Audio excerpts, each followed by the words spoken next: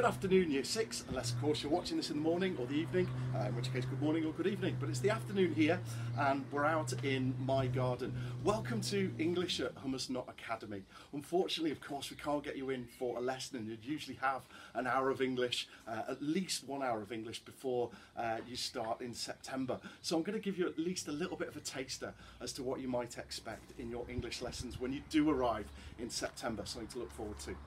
My name's Mr. Clark. I'm the head of English at Hummersnott Academy, and although I won't be actually taking any Year 7 lessons next year, the curriculum, everything that you do in English is my responsibility. So if you do have questions about your English and your English teachers can't answer, and I'm sure they will, they're all a very friendly bunch, you can come and ask me. And of course for your parents, if they need to ask anything about English, it's me that they need to contact as well. And my email address will actually be on the end of this presentation.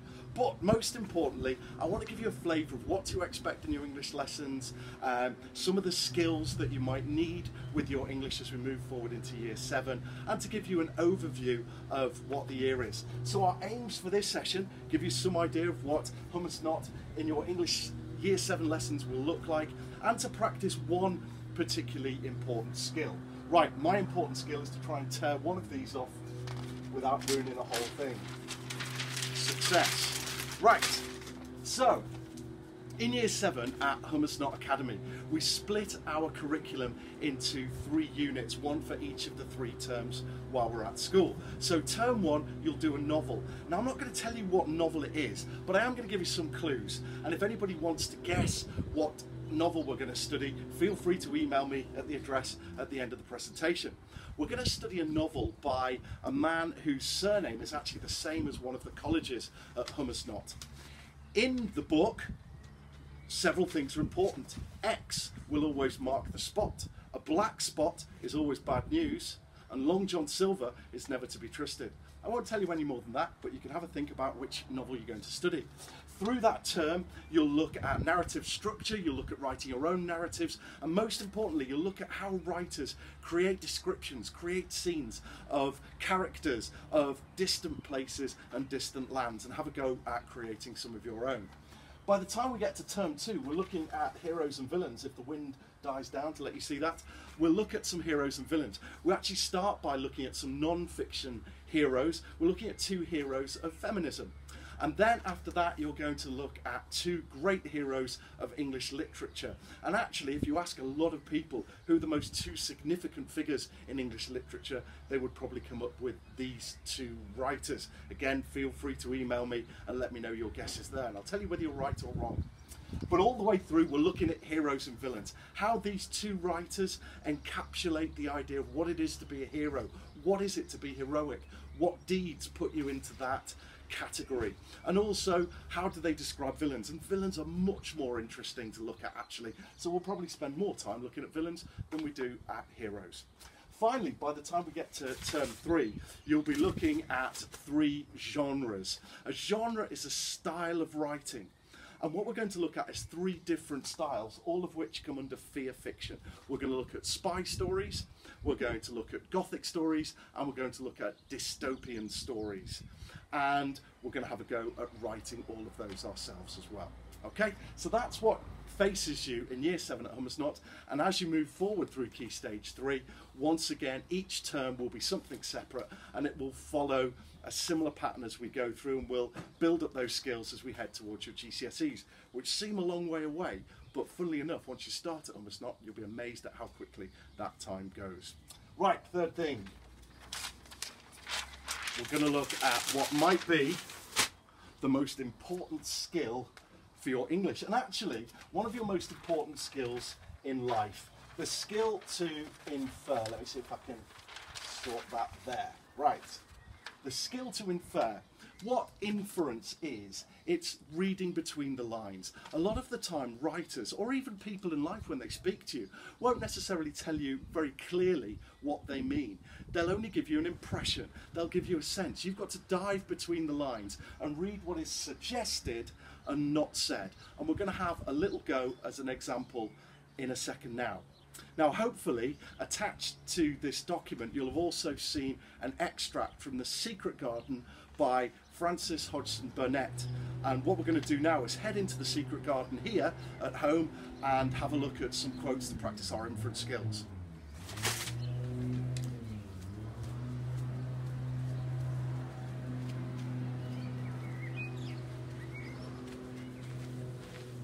So here we are down in the secret garden here at home. Now what we're going to look at is that short extract, and if you haven't looked at it yet, please pause the video and have a look at that document which I hope is attached. But I'm going to read it now anyway, and we're going to focus on some small sections. So it's an extract from The Secret Garden by Frances Hodgson Burnett. At first, each day which passed by for Mary Lennox was exactly like the others. Every morning she awoke in her tapestried room and found Martha kneeling upon the hearth building her fire. Every morning she ate her breakfast in the nursery, which had nothing amusing in it.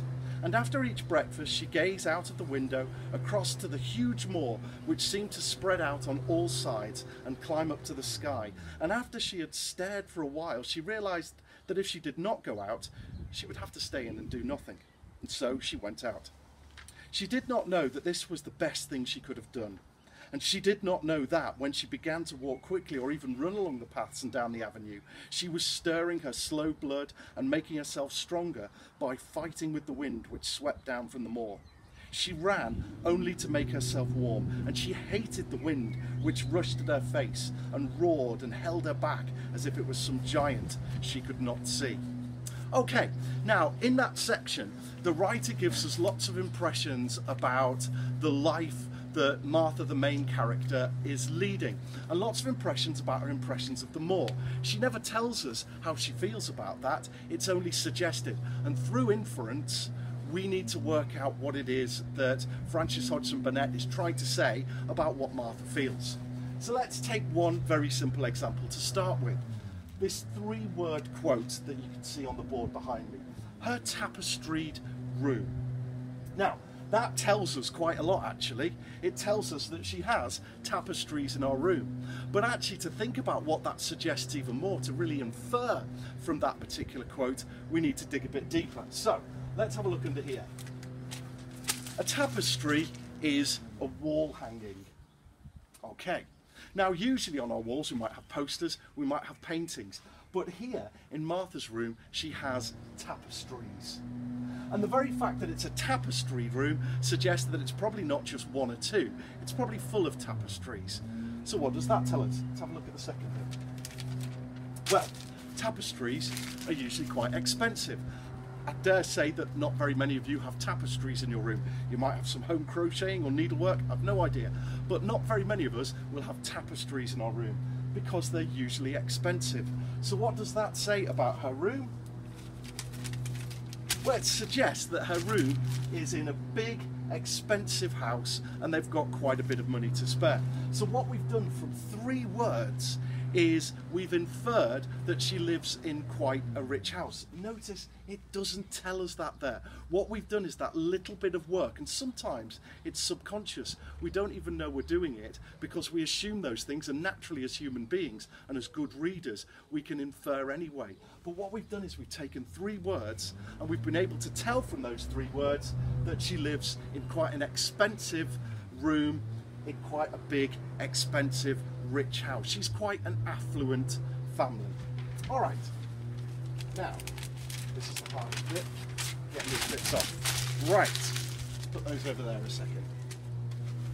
So, when we do our English in Year 7, and as you go right the way through to your GCSEs actually, you'll get questions like this. How does the writer use language to present the moors? Now, the framework, how does the writer use language to present, is one that you'll come across again and again and again, right the way through all your units in Year 7, 8, 9 and beyond.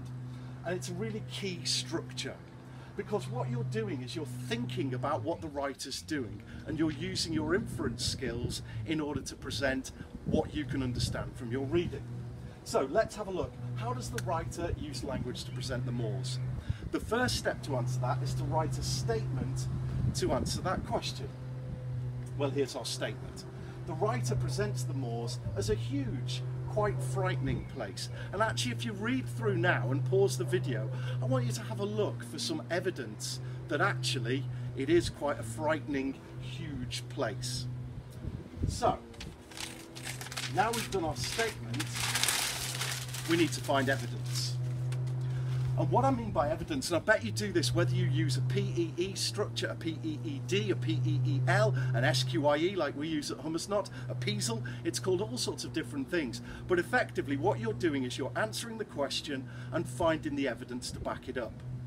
And what we've done is we need to find the evidence from the text that we've just read to back up our statement. And what we're thinking is that it's a huge place, the moors. It's quite frightening. What is going to be the best quote to prove that the moors are a huge and quite frightening place? See if you can find your answer before I reveal what I've got.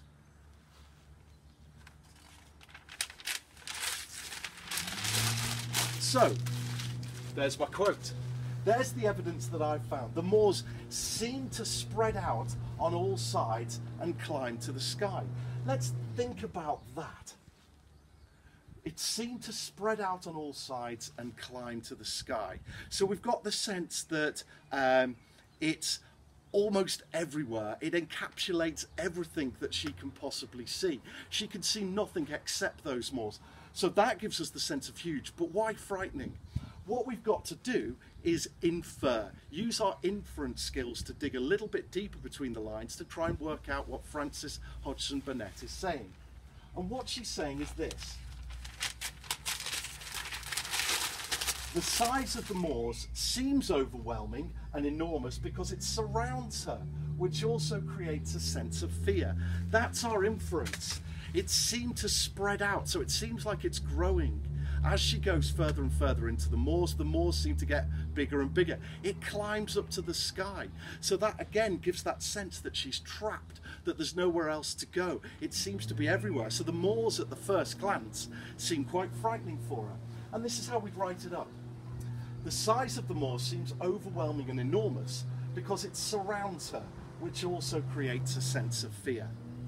Now, the next step in our paragraphs, we're going to go a step further and we're going to look for how Frances Hodgson Burnett does this with her language. Now I'm hoping these 9 words here mean something to you. Verb, adjective, pronoun, metaphor, simile, adverb, personification, alliteration and imagery. Now it's a long time since you've probably had a lesson year 6, so what I would suggest now is you pause the video again, just do a little exercise. Can you remember what each of those word types or language techniques, what they actually are, what they mean? Because we're going to use those when we go to the next step. We've inferred, now we need to evaluate what is the writer doing with her language in order to give that impression. And in order to do that, we need to, what we call at Hummusnot, explode a quote. So there's 2 ways to think about it. You take the quote and you try and explode it, so you look at all the different little bits of the quote and put them back together. The other way I think about it is taking each quote as if it's a wet sponge and you're trying to squeeze out all of the information you can get from that quote. So, exploding a quote, it's the same quote here. It seemed to spread out on all sides and climb up to the sky. And I've picked out 1 word and 1 phrase. So let's take spread. Well, spread is a verb, so we're going to identify that Frances Hodgson Burnett uses a verb, spread. And what that suggests, as I mentioned before, is that the moors are almost growing as she goes into them. There's no escape from them. The further she gets in, the bigger the moors seem. So it's spread out on all sides and climb up to the sky. Now, can the moors actually climb? Of course not. So what's happening is that Frances Hodgson Burnett is giving them human qualities. That's personification. And what that personification of climb up to the sky suggests is that the moors are surrounding her. They're trapping her. There's no escape from her. So that gives the sense of that fear, of that frightening aspect of the moors. She comes to love them eventually, but at this moment in her first escape onto the moors, they just seem overwhelming and really quite frightening. And so by exploding that quote and linking it to our inference, we've been able to go a step further and look at how Frances Hodgson Burnett, as the writer, is creating that effect through a verb and through personification. Okay. So, how would we write that up? Well, we'd write that up by using a connective there. Furthermore, so we've already given our inference, and we had that earlier. If you go back through the video, you'll see that we had a paragraph written for our inference. Now we've got, furthermore, the verb, and we've got the language technique identified there, spread, and we've quoted the word that we're actually analysing.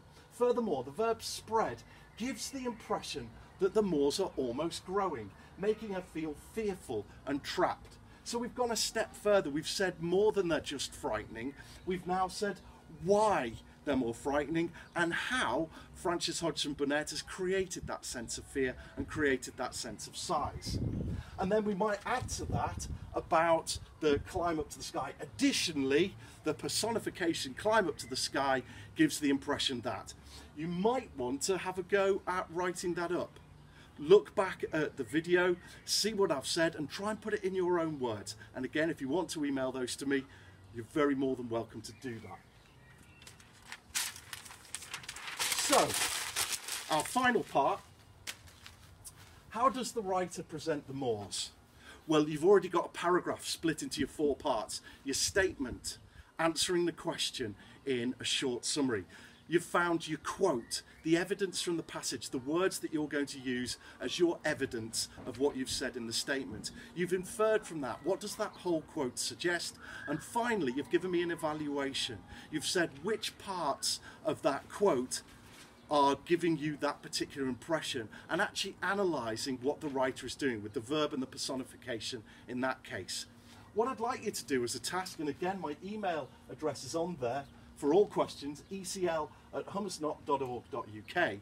What I'd like you to do is use that framework and have a go at writing up another paragraph of your own. Find a different quote from that same text.